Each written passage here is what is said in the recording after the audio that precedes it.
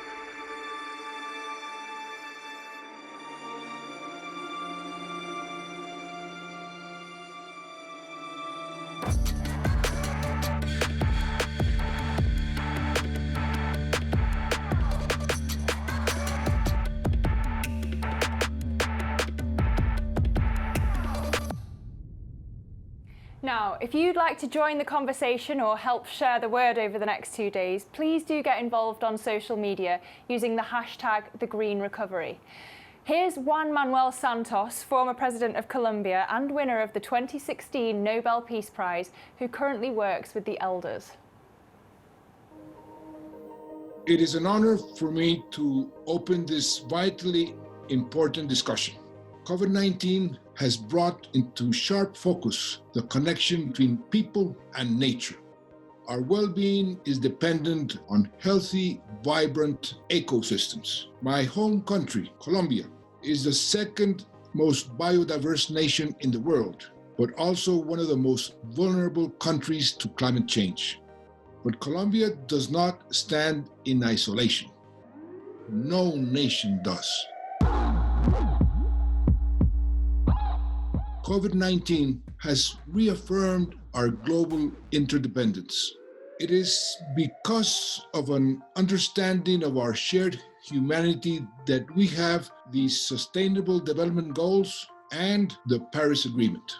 These global agreements should act as a guiding light, but the gap between the vision laid out in these frameworks and our current behavior is huge. We continue to ignore the science, and even now we are falling short on the action needed to avoid catastrophe. There is no pathway to a safe climate which does not also involve significant upscaling of nature-based solutions. Global warming is the third biggest factor driving species extinction. Healthy ecosystems are vital in the Earth's ability to absorb CO2. As much as 37% of the cost-effective carbon emissions reductions needed to meet the Paris Agreement can come from the natural climate solutions of stopping deforestation, restoring degraded lands, and better managing the way we use land. A true green recovery cannot leave behind the communities connected to the ecosystems we seek to protect. We have failed to learn lessons from indigenous people who for centuries have lived in harmony with nature as guardians of our biodiversity. Together with fellow members of the elders, I have been calling for the ratification of the Escazú Agreement, an historic treaty guaranteeing environmental rights for communities in Latin America and the Caribbean, and providing special protections for environmental human rights defenders. Most remaining poverty in the world is located in rural areas. Recovery investments should target natural climate solutions. These will reduce the risk of future pandemics, tackle climate change, and simultaneously provide rural jobs and incomes for the people in greatest need. Nature-based solutions and the protection of biodiversity are not a substitute for accelerating the phase out of fossil fuels. Restoration of nature must not be used as an excuse to continue taking carbon out of the ground. We must see the end of fossil fuel use alongside the revolution in nature-based solutions if we are to truly build back a safer and a fairer world. Thank you.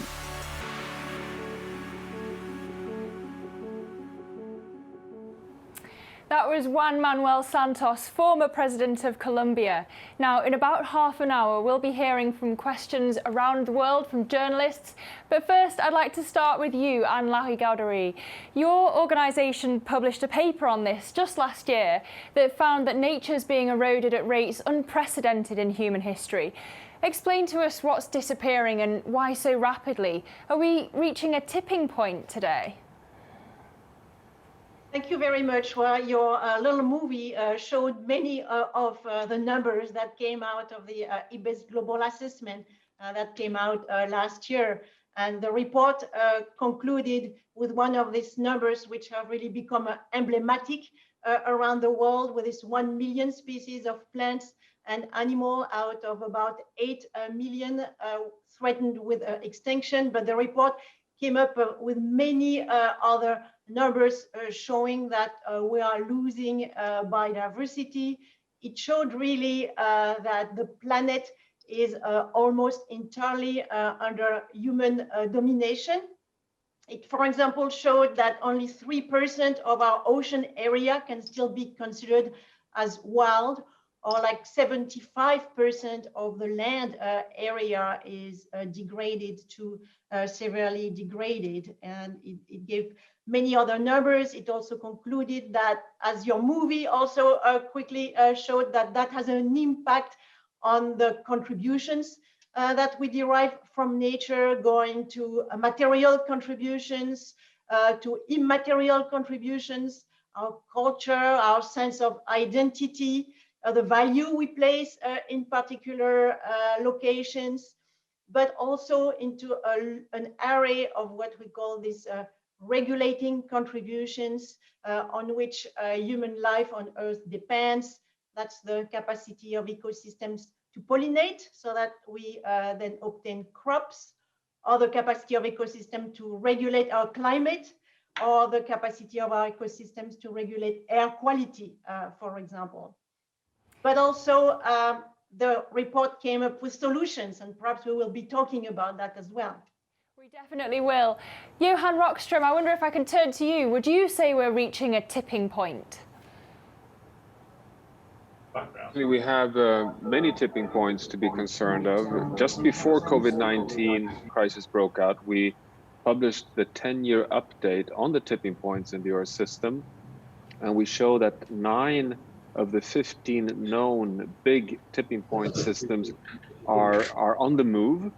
They are showing a tendency of either slowing down, increased variability, or accelerated change. Among these 9, you have the temperate forest, the tropical forest, the coral reef systems, the big overturning of heat in the biophysical systems in the ocean, Arctic ice melt, and West Antarctic ice melt. And we show that these systems are interconnected. So the latest science, for example, shows that if we continue lose trees in the Amazon rainforest, today we've lost 17%. If we approach a point of 20% loss, combine that with global warming, combine that with ocean circulation slowdown, which is feeding more forest fires and drought, we risk crossing a tipping point. So we're not far away from known tipping points in terms of the latest scientific knowledge we have today, but we haven't crossed them yet. We have this decisive decade in front of us where we need to start truly bending the curves on both emission reductions and reduce loss of biodiversity to be able to deviate away from crossing tipping points. And Christiana Figueres, you have a background as an anthropologist. Is human behaviour essentially opposed to biodiversity? Or what are the kinds of human behaviour that are causing this? Well, at first glance, one would say, yes, human behavior is opposed to biodiversity. I've never heard that term, but it's an interesting concept to consider for a moment, because, of course, we have created so much damage. But we have to remember that we humans simply wouldn't exist without our natural environment. Where do we get every breath of air? From our biomass that surrounds us. Where do we get every drop of water? From nature. Where do we get every morsel of food? From nature.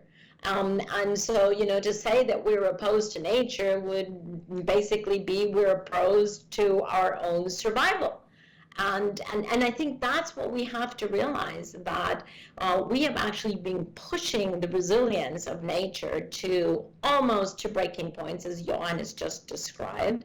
And it behooves us to stand back, realize that we are at the brink of completely undermining our existence on this planet, because this is not about saving the planet. The planet has been around for 4.5 billion years, and she's perfectly capable of continuing to evolve without us. This is about saving the very, very important and delicate sweet spot of conditions on planet Earth that have allowed the human race to benefit, to thrive, to propagate. That's what this is all about. And to do so, we have to understand that we do literally, not figuratively, literally, we depend on that natural context in order to be able to continue living, in order to be able to survive. So yes, the tipping points in the different ecosystems are critical, but they are even more critical when you realize that they are a direct threat to the continuation of the human race. Without exaggeration, it does sound like an exaggeration, but it isn't. And the only way that we're going to be able to do this is in this decisive decade to cut our greenhouse gas emissions globally by 50% by 2030, and to get to 30% of our land on planet Earth to be restored and regenerated. And the thing is, we can do this because we have the technologies, we have the capital, we have the science, we know what the policies are. We can do this. So what we really need to bridge here is the willingness to act in a timely fashion gap. That is the gap that we have to address. And Jennifer Morris, your organisation works with indigenous communities in the Amazon and the United States, among others. What impact has the environmental degradation had on those people? So it's been absolutely devastating as we see the news reports from Brazil, all over the world. Indigenous people and communities without savings, without really a lifeline, are being first impacted. There's no more regressive issue on planet Earth than climate change and biodiversity loss. It hits those communities first and foremost. So I completely agree with what Christiana was just saying about our need to redefine how humans connect with nature. We have to be valuing nature in a way that we've never done before. And that requires a concerted effort. And if we think about what we have been able to do with respect to COVID, the World Health Organization has said very clearly the most important way that we can prevent a future pandemic and to ensure a just recovery is that we protect nature. So we know when we all come together, we can do this. We know, in fact, that to actually prevent another pandemic, it will cost us less than 3% of what we're spending on the current recovery from COVID.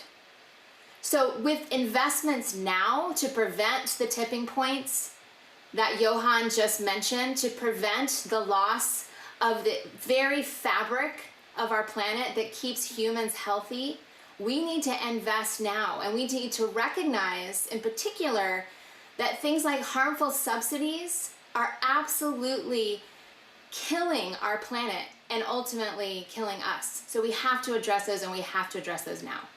And Johan Rockstrom, the Centers for Disease Control and Prevention in the US, the CDC, estimate that 3/4 of new or emerging diseases that infect humans originate in animals. To what extent is COVID related to diminishing biodiversity, in your opinion? Yeah, I would say it's not my opinion. This is what more and more scientific evidence shows. If you just look over the past 20 years, the number of zoonotic viral spillovers, meaning you have virus infections spilling over from wildlife through domestic animals to humans, have increased dramatically. And this is exactly the same time period when we, as President Santos pointed out, as Anne pointed out, have been unsustainably exploiting natural habitats, expanding agriculture, and having an unsustainable collision between humans and nature. And that is what explains the rising frequency of these viral spillovers. We also know that 75% of these zoonotic viral spillovers originate from rodents, primates, and bats. And these are species that are very well tailored to survive in simplified and generalized ecosystems that are more and more dominated by humans. So when we simplify and destroy the richness and beauty of nature, we get also species that are more able to be carriers of virus. So, Jennifer is absolutely right that investing in a green recovery is the best strategy of building a resilient future to avoid future pandemics.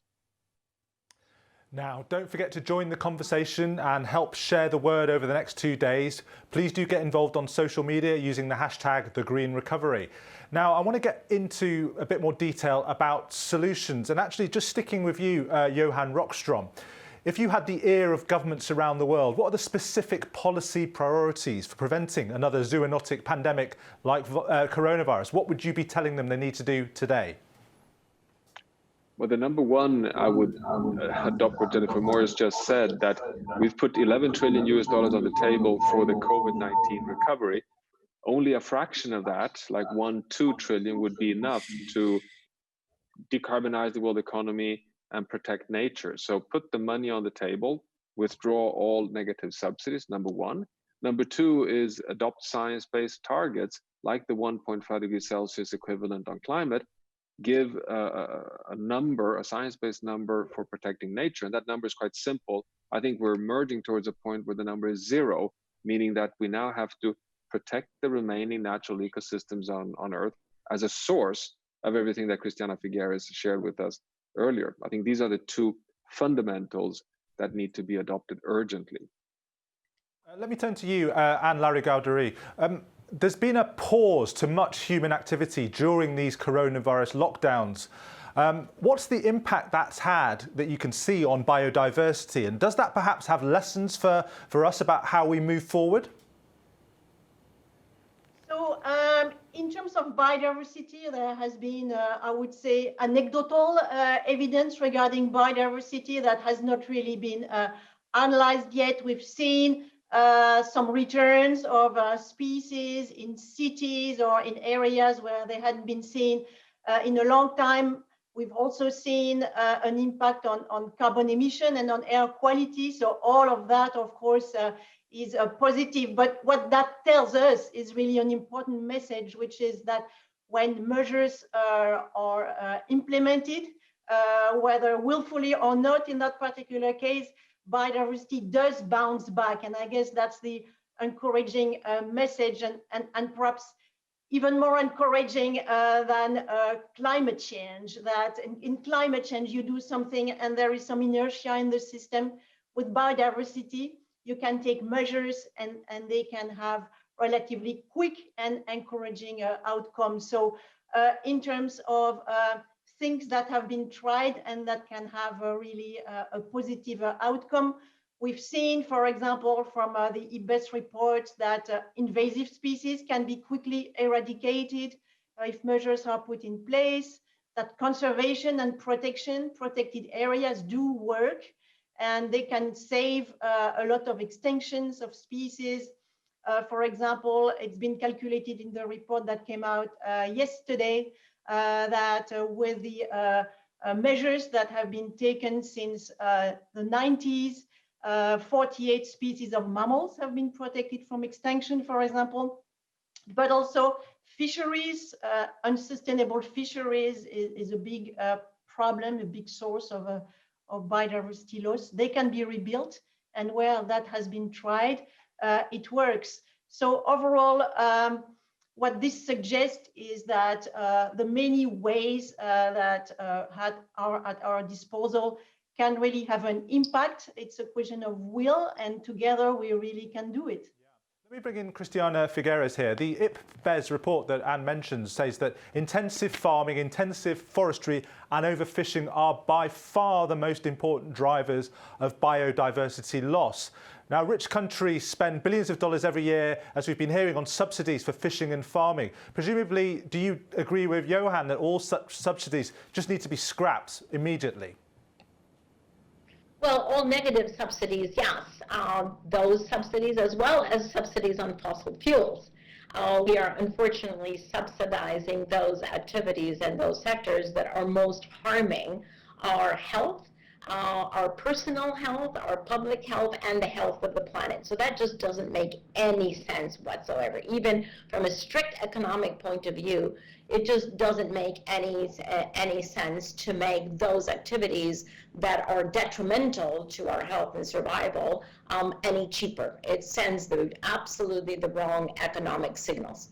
And therefore, those have to be scrapped, or rather, they have to be migrated over to the activities, both land-based activities as well as energy-based activities that are still incipient, that still need somewhat of a boost in order to be able to get to commercial terms and to scale. So it's not about scrapping all subsidies, it's about understanding what is the economic impact of subsidies and truly targeting that economic impact toward the solution space, both in the nature-based and nature-based solutions, as well as in the energy-based solutions. Well, let me ask you, Anne Lahigadhari, about the population question. There is a projected rise in global population over this century. Some would say that we need to accept that large-scale intensive farming is necessary to feed humanity. Do you agree with that, or is there another way? So there are many ways that we have at our disposal to really improve our food systems, and that's really one of the key transformative change that needs to take place moving forward as part of an important solution to biodiversity loss. So and one of the important components of this change in our food system is the need to move towards more sustainable diets that rely less on animal proteins and thus requiring less land, less deforestation to make space for more cattle, as is currently proposed, and to really rely more on proteins that come from plants. But we also need to decrease our wastes. Currently, about a third of the food that is produced goes to waste at different places of the production, including at the consumption level. So that is really one of the actions that every individual can take to preserve our biodiversity. But more largely, our agriculture also needs to also evolve towards more sustainable pathways itself. beyond the cattle, which you pointed out. In particular, our way to farm. We need to move towards more agroecological practices. We know how to do that. Where it's done, it works. We need to move away from the use of pesticides and the over-utilization of fertilizers. They are both sources of pollution and of important losses of biodiversity around the world. They, for example, lead to the loss of pollinators. We also need to promote genetic diversity. You may know that we've been losing 10% of all of the different types of varieties of animals, different types of sheep, of crops that had been selected over hundreds of years by people that were adapted to local conditions, which are really crucial now in the context of climate change, and we are losing those. So all of that is part of the food system, the agriculture, and that's one of the main actions that people can take to as part of the solution. Let me bring Jennifer Morris in here. Jennifer, is it possible to reduce intensive farming without hurting the livelihoods of small farmers, small-scale farmers, who of course are some of the poorest people on earth? Is that possible in your view? Yes, absolutely. And part of it goes back to the transition of subsidies, clearly. It also has a lot to do with how we invest in smallholder farmers. Smallholder farmers are often much less productive per unit of crop per acre or hectare than large farmers. But there are some very simple techniques that the Nature Conservancy and many, many other organizations around the world are employing to improve the productivity of the farms for smallholders. And just one example, this whole idea of regenerative agriculture, it's only going to work bringing life back to land on smallholder farms as well as larger farms if we address the subsidy question and if we transition and value products, food products, protein sources that actually are grown on lands that are regenerating the planet as opposed to depleting it. So it's a multifaceted approach, but to really invest in smallholder farmers, it's going to take us all coming together and saying to our leaders, we want to eat food that's grown on land that's good for planet Earth, and we want to ensure that smallholder farmers are able to grow food on land in a way that increases its productivity.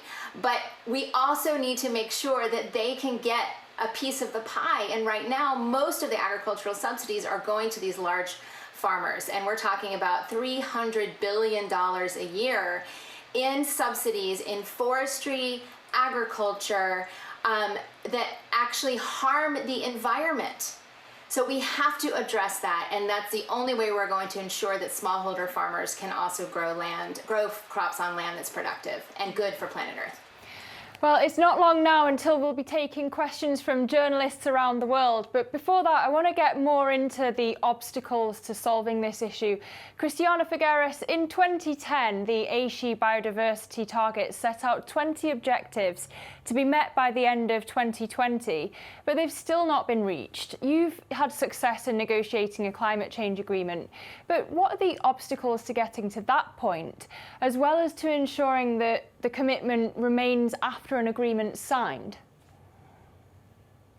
Well, unfortunately, there are quite a few obstacles. One is the absence of a very compelling and this we're talking about, we're only just beginning to develop. The other is the very, very distributed nature of these activities. To do the work we're talking about, mobilizing and retraining and reorganizing millions of people around the world, as opposed to in the energy sector where you have a few large energy companies to work with. But actually, I think the biggest barrier is what I would call a very dangerous mental hangover. And that is the mental hangover that we're still holding on to the thought that investing in nature-based solutions is by definition cheating, that it is by definition greenwashing, that by definition companies that invest in nature-based solutions have no positive intent with that they're only cheating on climate and cheating on their emission reductions. We have to get over that. We have to be mature about that. It is a very infantile thought to think that it is by definition a cheating activity. I will not deny that, of course, there is a temptation to manipulate numbers or to put more intent on one side and then the other. But the fact is that as a planet, we need to do both. We need to reduce emissions and from the energy side, and about 70%, and about 30% has to come from these nature-based solutions. And we have to be able to do both. It's not that doing one is cheating on the other. And most corporations today understand that and are very sincerely engaging in these nature-based solutions in order to help us get where we need to go. Because the fact is, if you look at these nature-based solutions on their own, standing on their own, without even any climate considerations, we've already talked about how beneficial they are for biodiversity, for aquifer protection, for income of the people who live around there, for better soil productivity, for the regeneration of our planet, on and on and on. Many benefits that we are to derive from these activities.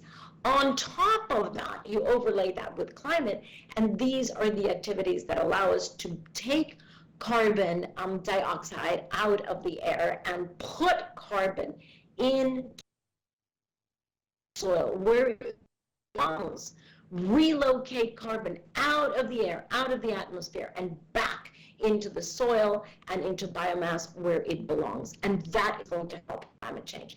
So first of all, we should do these things anyway because they are incredibly beneficial on their own.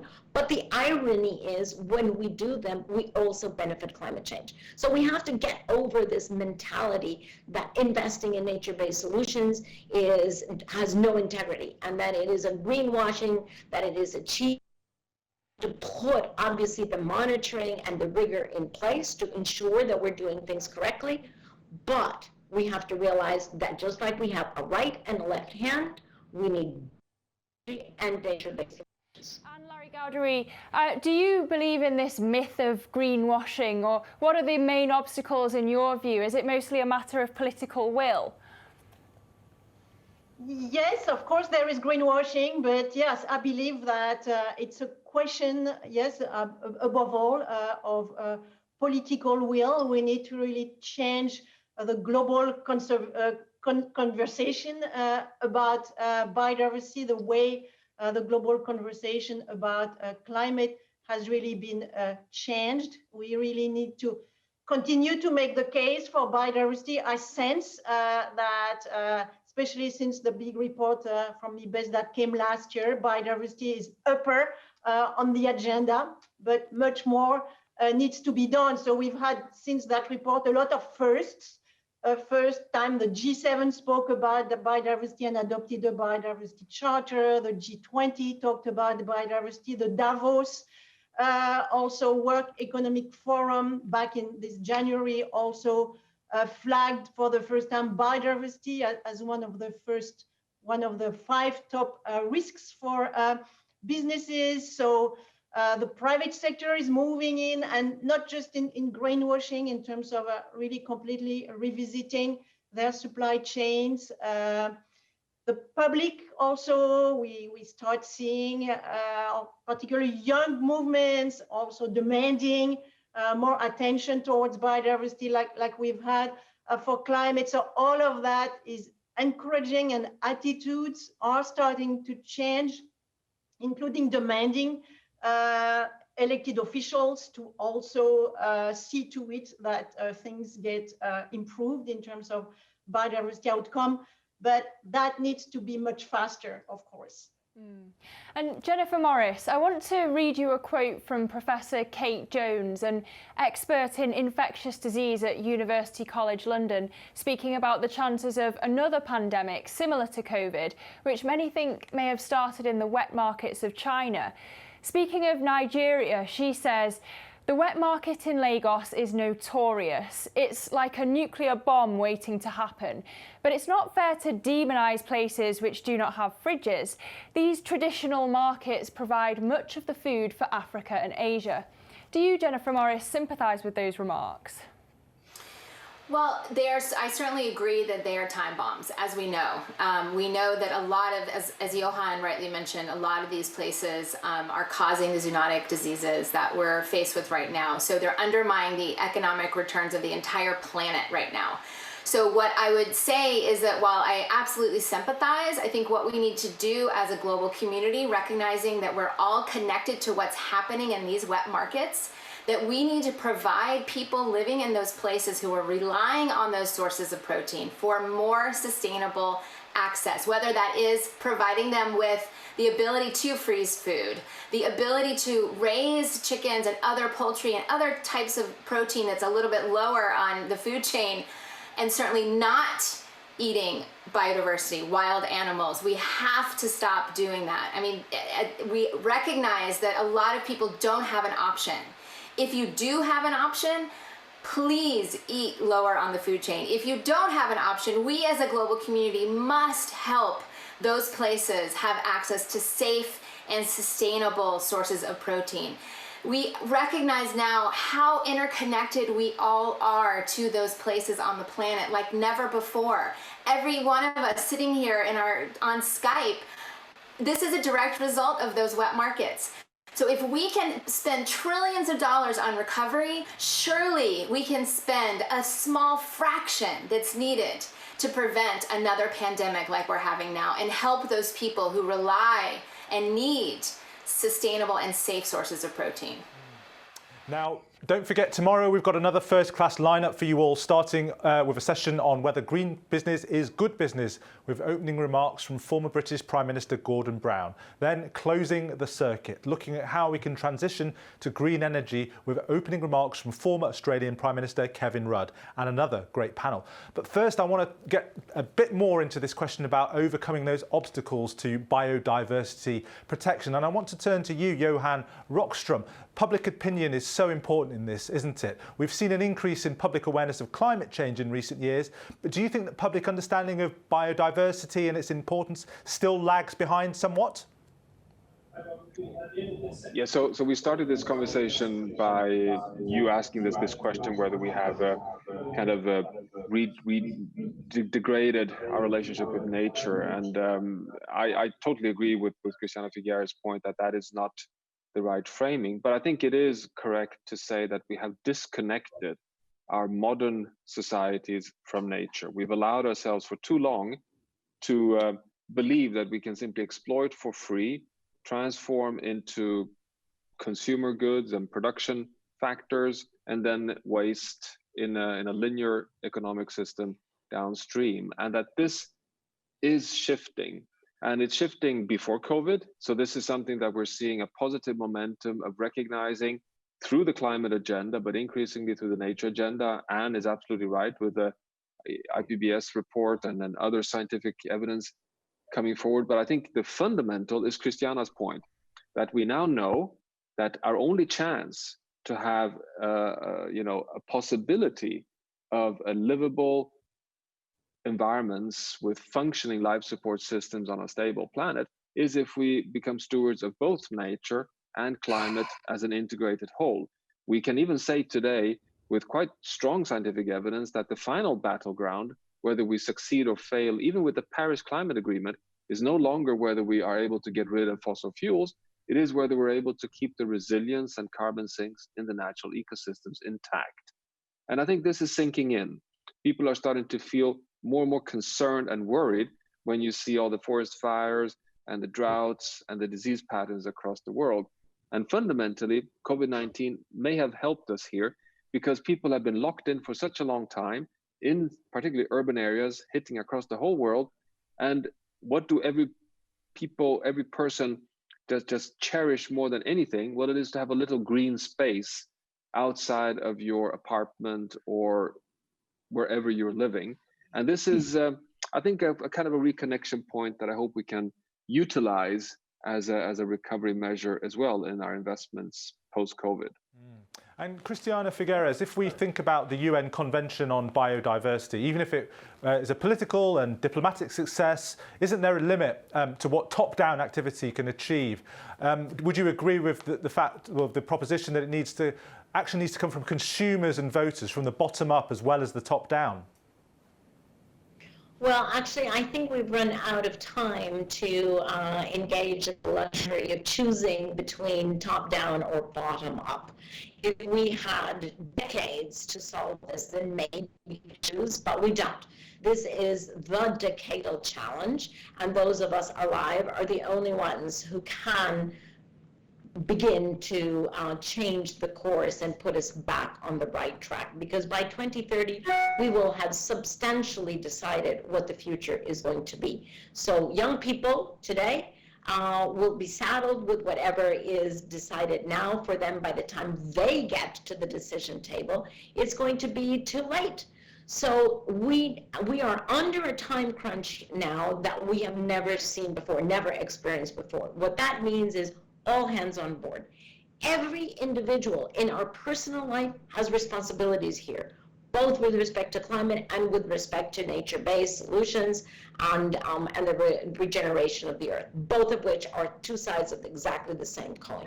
We have that responsibility as individuals, as heads of families, as mayors of cities, as governors of states, as heads of state of countries, as CEOs of companies, everyone, every single one. So let us not think, try to export responsibility. Oh, it has to be the governments, or it has to be the corporations, or it has to be individual behavior. It's everyone. We can no longer afford to choose or to sequence the responsibility. We now have a convergence of crises like we've never had before, and we have to converge the solutions, and we have to converge the stakeholders and the actors that bring about those solutions. All hands on board. Well, now it's time to open up the conversation to our huddle of journalists. Let's start with Nexo Jornal in Brazil. What's your name and what's your question, please? Hello, I'm Camila Rocha from Nexo Jornal, São Paulo, Brazil. We were having municipal elections here in November. However, environmental issues, they don't seem to be a priority in most campaigns for mayor or for city councillor all around the country. We don't seem to see that on the agenda. For instance, there's little talk about investing in cycling and walking, like we see that discussion in many other countries. I mean, how important is the contribution of cities to the green recovery? Johan Rockstrom, let's throw that one to you. We know that 50% of the world population live in cities today, projected to reach potentially above 70% in just 30 years' time. We also know that cities depend on nature equally as rural populations, so it's a myth to believe that cities would be somehow disconnected from nature. Food originates, as does the stability in the environments we live in, from the functioning ecosystems surrounding cities. This is a deep concern, that we do not see the momentum and engagement on the nature and climate agendas, equally distributed across the world. I would even argue today that, unfortunately, the only real climate leadership we have in the world today is in the European Union, and we had that announcement today from the European Commission that's aligning with science. So somehow we need to have, at the highest level, political discussions between leaders in countries like between Brazil and Latin American or South American countries with other leaders in the world. Because quite frankly, what we saw happening in the wet market in Wuhan in China that became a climate health crisis is exactly the same risks we're facing potentially if we cross tipping points in the Amazon, which would then send invoices, which would also knock the whole economy in the world. So it's exactly the same situation. We cannot accept it, and we need to have a much, much closer dialogue between nations on these issues. Our next question is from Olukayode Oyeleye from Business AM in Nigeria, and he wants to know, how can we overcome corruption in urban areas? I want to throw this one to you, Cristiana Figueres. Political corruption, is that one of the key obstacles, do you think, to taking biodiversity seriously and solving this problem? Well, unfortunately and very painfully, corruption is one of the main barriers to any kind of development. It's not just to the protection of nature and to the solution of climate change. It unfortunately really is a thorn in the side of human development, of integrity, of human rights, of human betterment, in fact, of even the evolution of the human race toward levels. So yes, very painful, and one issue that one of my totally best friends, Wanjira Matai, has actually been working on quite vehemently in Africa precisely, because that's where she's from. Not that corruption is only prevalent in Africa, unfortunately, it's found everywhere, but she has been doing really leadership work there on how to minimize the tolerance for corruption and therefore raise accountability of all types of leaders, both in the private and in the public space. But it is clearly one of the things that we have to move beyond. Now, our next journalist's question comes from Channel News Asia in Singapore. Can you tell us your name, please, and ask your question? Yeah, hi, good evening from Singapore. It's Jamie Ho here. And I have a question which maybe will help us do our jobs a little bit better and follows from what Christiana was saying just 5 minutes ago. I mean, if you look at the challenges that societies face today, they're really short term, whether it's the pandemic, whether it's income inequality, whether it's economic job losses. With all that in mind, how do you help governments and us journalists in the media focus public attention and resources on problems that we've spoken about just, which, you know, invariably are going to be seen as longer term problems, even though, as we've said, are not really longer term problems? Well, let's throw this one to Anne Lahigadhari. How do you get people to focus on long-term challenges and not fixate, as we are all prone to do, on short-term challenges? How do you do it? So perhaps one important element to recognize there is that even though all of these issues may seem fragmented to many people and perhaps to journalists, they in fact are quite related, and there are in fact many situations that are win-win-win. So for example, when we talk about bringing back, when we talk about nature-based solution, when we talk about better managing our ecosystems in order to get nature to come back, to improve the situation of biodiversity, we also solve a part of the climate change issue, but we also solve some of our health issues within the current pandemic. We've seen now that there is a strong interlinkage between forest and in particular and disturbances and the emergence of infectious diseases. And so we see that by better taking care of nature, we can also address issues that are related to climate, issues that are related to food, obviously, and also issues that are related to health. And perhaps it's good to try and think about this approach that really brings all of these different elements together. Another example, if you change your diet when that is possible towards a more of a plant-based diet, you not only greatly contribute to solving issues related to biodiversity, but also to climate change and also to your own health. So there are many examples like that of things that you can do that will contribute to other issues as well.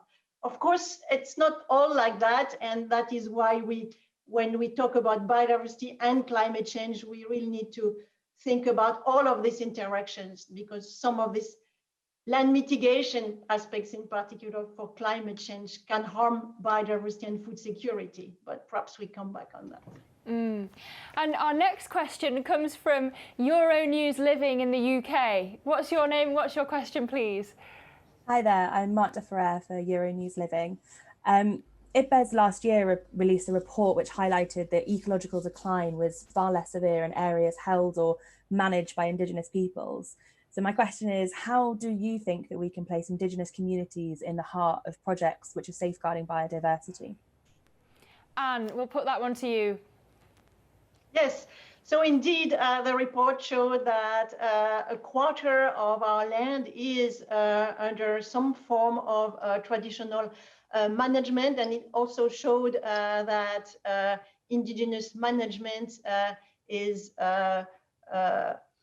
slightly better, and that those lands, even though they are threatened, they are in general doing better than other forms of management. So I can tell you within IPBES, of course, and we have developed a very innovative approach, which in fact is now also studied by colleagues from the climate change community, and we're working with them on that in order to work in our reports, also bring in Indigenous and local knowledge. And so we have many dialogues with local and Indigenous communities from the very start, from the word go, when we are going to have a report. Then in order to develop the questions that this report is going to address, we have dialogues so that the questions are co-defined together with local communities. Then we have a call for knowledge itself, and then those communities will contribute in different forms. It can be narratives that we will tape. It can be different forms of poetries. It can be all sorts of forms of art and also publications. And then at the end of the process, when we actually have the report itself, we go back to the communities, we say that we give back, and we present the conclusions of those reports. And so everything that we do is really participative and inclusive. And the global assessment, in fact, was the first product that we did that implemented that approach fully, and that has really been well received, but also used in those communities, and it's helping them. It's also giving them scientific arguments towards improving their situation in their own territories. Our next question comes from Kamna Arora from Times Now in India. It's been written in, I'll read it for you. It says, how can rural communities help create a better normal world post-COVID? Let's ask Jennifer Morris that one. Sure. Well, the role of rural communities is absolutely essential. They're closest to nature. And so as we've been discussing, it's critical that that communities have the incentives to preserve nature. And governments, are really looking for solutions. We talk about making sure that all governments include the value of natural capital in their economic plans, but they're also asking, okay, well, we recognize that, but how do we do it? And I just want to highlight a paper that's coming out tomorrow. The Nature Conservancy, the Paulson Institute, and Cornell University have come up with a series through lots of research and analysis of 9 points of how governments, the private sector, communities, NGOs, all of us together can actually address the large biodiversity financing gap for our economies.